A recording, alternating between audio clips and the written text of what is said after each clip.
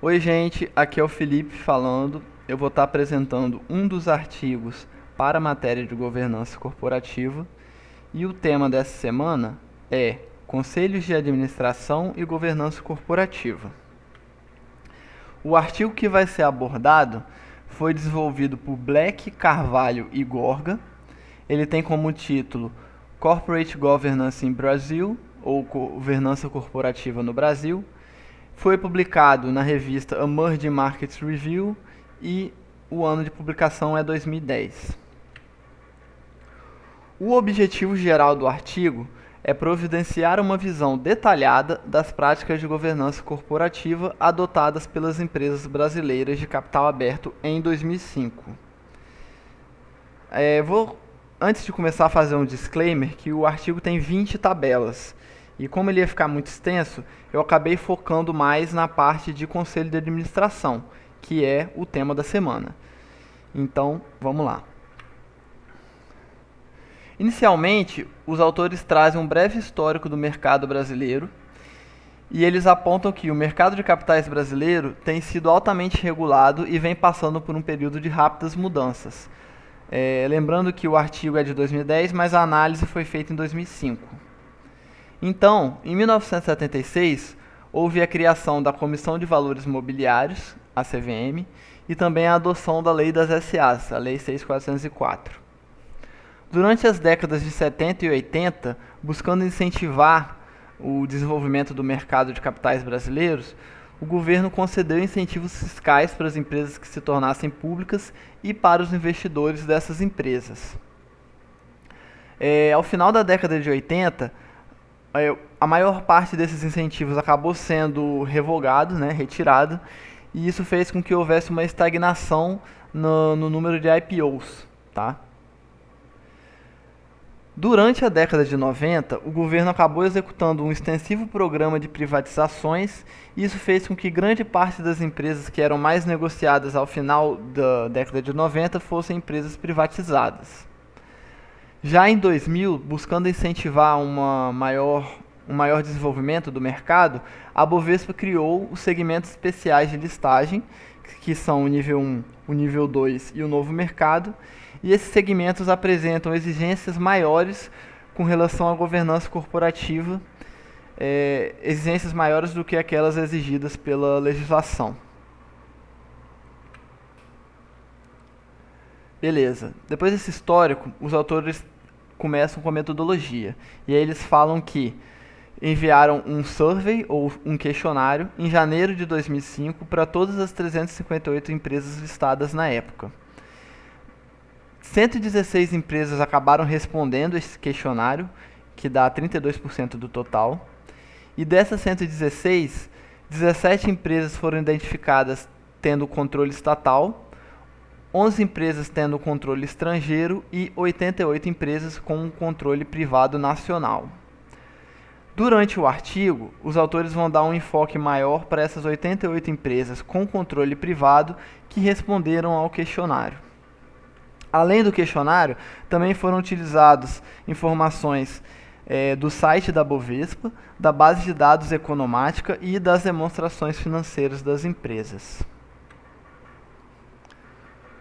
Bom, com relação à amostra, os autores trazem duas tabelas com algumas características da amostra e dão um destaque especial para o valor de mercado, que é uma proxy para tamanho da empresa.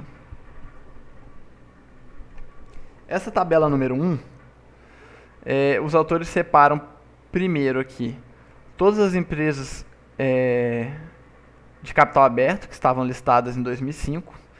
Nessa coluna aqui, somente as empresas que responderam ao questionário. Então a gente tem 358 empresas listadas, sendo 313 com controle privado, 24 com controle estatal e 21 com controle estrangeiro. Com relação às que responderam ao questionário, novamente, 88 com controle privado, 17 com controle estatal e 11 com controle estrangeiro. Quando a gente olha por valor de mercado, as firmas listadas tinham 871 bilhões de reais em valor de mercado, enquanto que as empresas que responderam ao questionário tinham 441 bilhões, que é 51% desse total aqui. Se a gente olha as empresas que têm um controle privado e que responderam ao questionário, que são as empresas que os autores dão destaque durante a pesquisa, a gente tem um valor de mercado de 337 bilhões, que é 61% desses 441 milhões. Sim, eu sei que as tabelas são um pouco confusas, mas vou tentar explicar o melhor que eu puder aqui para vocês. Além disso, os autores fazem uma separação aqui, ó, das firmas que são mais negociadas, né? E qual o critério que eles utilizaram? Que as firmas tenham sido negociadas pelo menos durante 25 dias durante 2004. E aí esses 358 caem para 229 empresas, enquanto que das que responderam o questionário, sai de 116 para 87. E aí a gente repara o seguinte, olha que interessante. Apesar de ter diminuído consideravelmente o número de empresas, né, quando a gente olha só as mais negociadas, quando a gente olha o valor de mercado, a diferença é quase nenhuma, né? Cai de 871 para 833, então caiu muito pouco. Isso vai ficar mais evidente nessa segunda tabela aqui. Nessa tabela, os autores fazem a separação das empresas em quartis por tamanho, por valor de mercado. Então a gente tem 4 quartis, cada uma com 78, 78, 78 e 79 empresas, respectivamente. E aqui tem um intervalo de valor de mercado que está dentro de cada quartil. Então, no primeiro quartil, a gente tem empresas com 1 bilhão até 86 bilhões de valor de mercado. No segundo quartil, empresas com entre 172 milhões e 991 milhões de valor de mercado. No terceiro quartil, empresas entre 20 e 158 milhões de valor de mercado. E o quarto quartil, as restantes, né, de 0 até 19 milhões de valor de mercado. E aí os autores fazem um destaque, o seguinte, né, que várias empresas, principalmente essas aqui do último quartil, elas têm um valor de mercado muito baixo e elas praticamente não são negociadas. Então eles questionam se realmente vale a pena que essas empresas sejam públicas, né? Para que a empresa é pública se ela não é negociada? Praticamente não é negociada. Então eles fazem esse questionamento. A terceira tabela, os autores vão pegar aquela amostra com 88 empresas com controle privado que responderam ao questionário de 2005 e vão olhar como que está a listagem delas, tanto nos diferentes segmentos da Bovespa, quanto se elas têm listagem em alguma listagem estrangeira, né? Cross-listing. Então, quando a gente olha para o mercado nacional, dessas 88 empresas, 66 estão listadas no segmento regular, em 2005, 17 estão listadas no nível 1, 3 estão listadas no nível 2 e 2 estão listadas no novo mercado. Quando a gente olha o cross-listing, aqui tem uma separação entre quando o cross-listing é feito com ações ordinárias, com ações preferenciais ou com ambas as ações. Então, nessa primeira coluna aqui, a gente tem uma empresa que foi listada nos Estados Unidos com ações ordinárias, e ela foi listada na NYSE, que é a Bolsa de Valores de Nova York. 17 empresas foram listadas nos Estados Unidos com ações preferenciais. 6 foram listadas em alguma listagem estrangeira sem ser americana. E com ambas as categorias de ações, a gente tem 2 listadas nos Estados Unidos e uma listada em algum outro lugar, né? Dessas 88 empresas, 68 não apresentaram nenhum tipo de listagem em Bolsa de Valores estrangeiras, não tiveram cross-listing. Bom, essa tabela 4, os autores apresentam a evolução da listagem nos diferentes segmentos e também do cross-listing ao longo do tempo. Então eles analisam desde 1995 até 2008. Vou começar olhando esse lado de cá, ó, que é o mercado nacional, né? A listagem aqui, na Bovespa. Então a gente tinha, em 95, 577 empresas listadas no segmento regular. Os segmentos especiais ainda não tinham sido criados, foram criados em 2000. E em 2008, no final do período, 279 empresas listadas no segmento regular. Então reparem que esse número ele foi caindo gradualmente, né, ao longo do período. O número de empresas listadas no segmento regular da Bovespa foi caindo. De forma contrária, o número de empresas listadas nos segmentos especiais de listagem aumentou ao longo do período. Então aqui a gente tem o número de empresas listadas para o nível 1, para o nível 2 e para o novo mercado. Aqui vale destacar esse período aqui entre 2005 e 2008, que foi um período de boom de IPOs na Bolsa de Valores brasileira. E a maior parte das empresas optou por fazer a listagem diretamente no novo mercado. Tanto é que a gente saiu de 7 empresas listadas em 2004 para 99 listadas em 2008 no novo mercado. Quando a gente olha a evolução do cross-listing, também tem uma coisa interessante aqui para destacar, que é o seguinte. Inicialmente, o cross-listing ele foi evoluindo com listagens ou na NYSE ou na Nasdaq, que são listagens um pouco mais exigentes, né? Os critérios para você conseguir listar lá são mais exigentes. Quando chegou por volta de 2002, houve uma estagnação e depois até um decréscimo na quantidade de empresas listadas na NYSE ou na Nasdaq, empresas brasileiras. Porém, continuou aumentando as listagens nos Estados Unidos. Então a gente saiu de 72 em 2002 para 94 em 2008. Né? Então reparem que as empresas acabaram optando por fazer uma listagem fora da NYSE ou da Nasdaq. E aí os autores argumentam que isso foi por conta da exigência, né? Maior exigência que essa listagem aqui apresentava.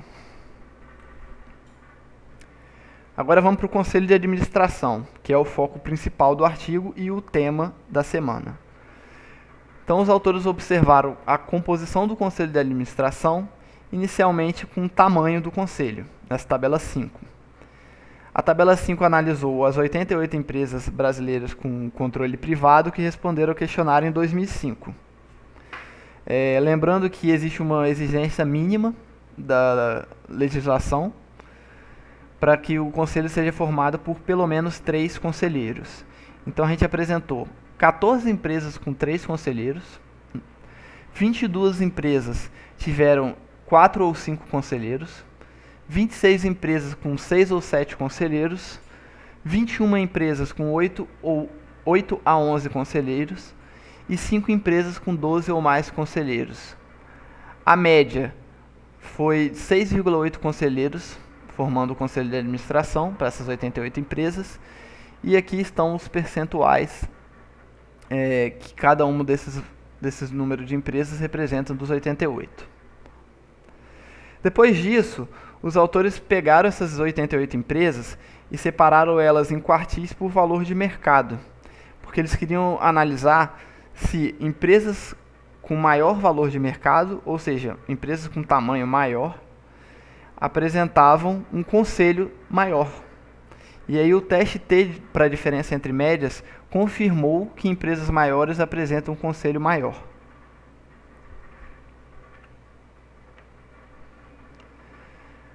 Essa tabela 7,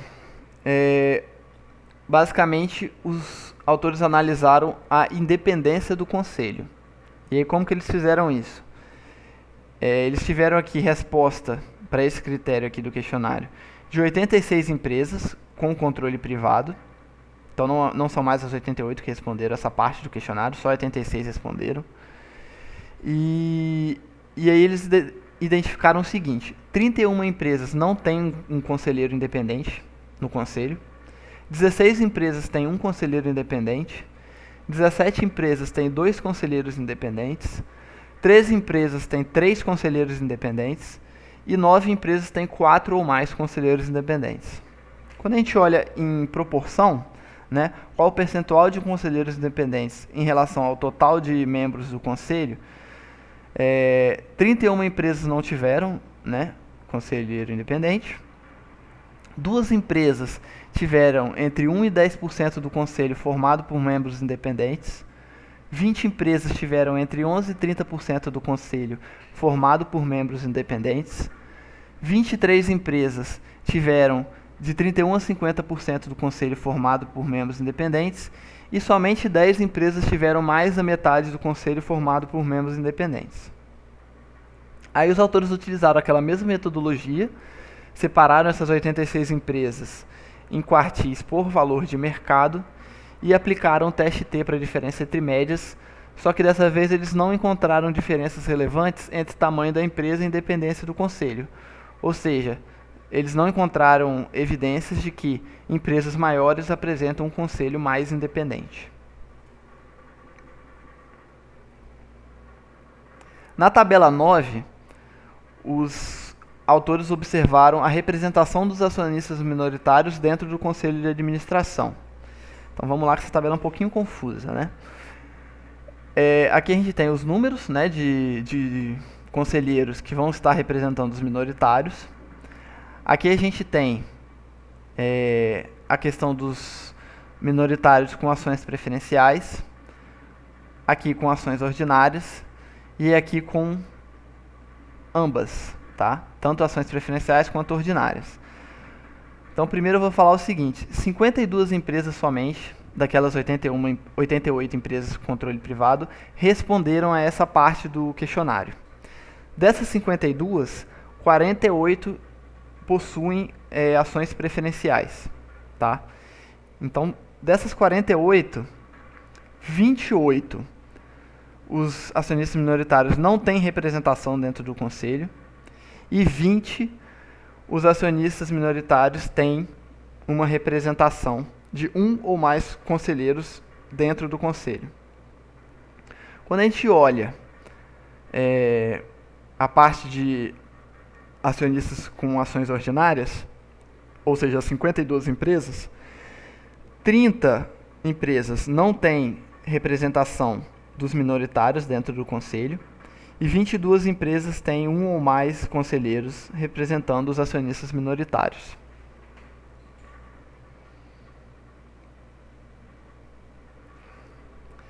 Bom, além disso, os autores olharam a separação entre os cargos de presidente do conselho e CEO da empresa. A literatura internacional traz que essa separação é importante, né? É uma boa prática de governança, porém os autores destacam que ela é menos importante para empresas com controle, com capital concentrado, porque eles argumentam que o acionista controlador teria uma condição boa para fiscalizar o CEO da empresa e, consequentemente, o presidente do conselho também. Então, no caso aqui das 88 empresas com controle privado que responderam ao questionário, 62 delas apresentam uma separação entre os cargos de presidente do conselho e CEO da empresa. Outra questão que os autores olharam foi a duração dos mandatos dos conselheiros. Então, a legislação ela exige um mandato máximo de 3 anos, porém, os regulamentos do nível 2 e do novo mercado estipulam um prazo máximo de 2 anos para os conselheiros do Conselho de Administração. E aí, 42 das 88 empresas utilizam um mandato de 3 anos. 15 empresas utilizam um mandato de 2 anos. As outras empresas, os autores não falaram, então eu acabei não entendendo muito bem essa parte, mas eu suponho que elas devam ter uma mistura dos dois casos, né? Ou talvez até mesmo mandatos de 1 ano. Bom, agora essa tabela 10 aqui, que é uma aberração inclusive, né? Por favor, tenham dó de quem está lendo e façam tabelas mais intuitivas, mas enfim.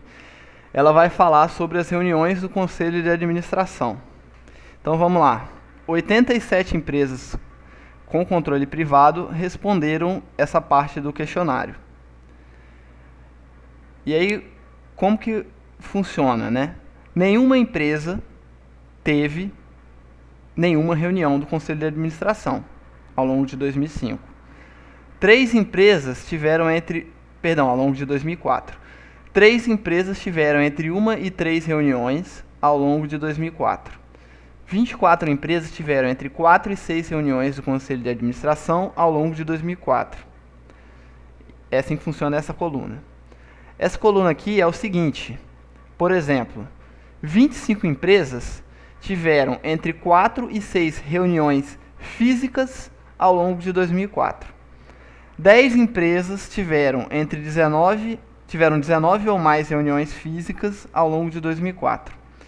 E essa coluna aqui é com relação às empresas que tiveram reunião por videoconferência, por teleconferência.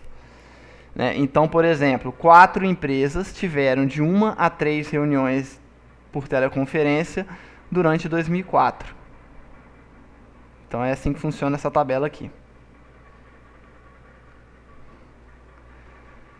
A tabela 12, os autores observaram algumas atitudes que o Conselho de Administração pode tomar, né? Então eles vão olhar isso para os últimos 5 anos. Essas duas primeiras perguntas, eles olham as 88 empresas de controle privado, e essas duas últimas aqui, eles olham somente as 52 empresas que têm pelo menos um conselheiro independente. Então vamos lá.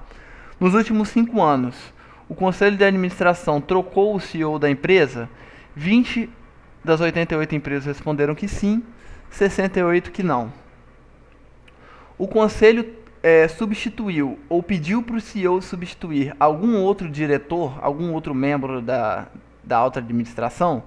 22 empresas sim, 66 empresas não. O Conselho pediu para um conselheiro independente... deu branco. Pedir demissão? Ou não propôs a eleição de um conselheiro independente? 4 empresas o Conselho fez isso, em 48 empresas o Conselho não fez isso, de 52 total. E, por fim, um conselheiro independente pediu demissão por conta de uma disputa sobre uma determinada política. Então, nenhuma empresa isso aconteceu, né, nos últimos 5 anos. Bom, essa tabela aqui, ela vai olhar a questão do Conselho Fiscal e o Comitê de Auditoria. Os autores falam que, em 2005, o Comitê de Auditoria era ausente na maior parte das empresas brasileiras e elas costumavam utilizar o Conselho Fiscal em substituição ao Comitê de Auditoria. Aproximadamente 40% das empresas, 34 de 88, tinham um Conselho Fiscal permanente em 2005. E vale lembrar que tanto o Conselho Fiscal como o Comitê de Auditoria são comitês vinculados ao Conselho de Administração. Então vamos para a tabela aqui. Primeiro, essa tabela vai analisar somente 86 empresas, daquelas 88, porque 2 não responderam a esses critérios. Então aqui, essa coluna vai mostrar as empresas que têm um conselho fiscal quase permanente ou permanente. O que é quase permanente? São conselhos que se reuniram 4 ou 5 vezes nos últimos 5 anos. Essa segunda aqui, coluna do meio, vai olhar as empresas que têm um conselho fiscal ocasional.